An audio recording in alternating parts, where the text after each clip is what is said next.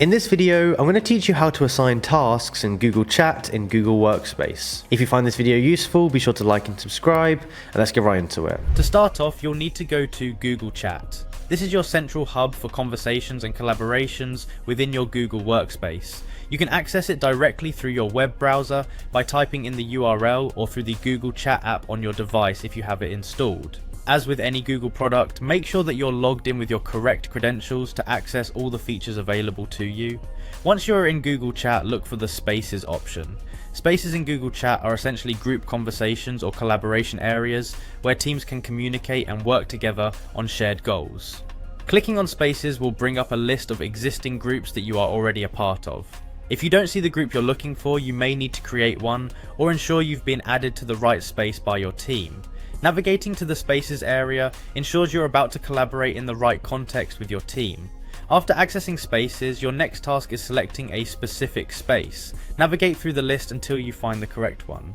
This is the virtual room where your team members can interact, share ideas, and organize their workflow seamlessly. It's critical to verify that you're in the right space, especially if you are part of multiple projects or teams. Each space caters to its own distinct tasks and objectives, so make sure you're focusing on the right conversation. Now that you've entered the correct space, it's time to assign tasks. Look for the option that allows you to assign tasks to your team members. This feature is a game changer when it comes to tracking the progress of your projects and making sure everyone knows their responsibilities.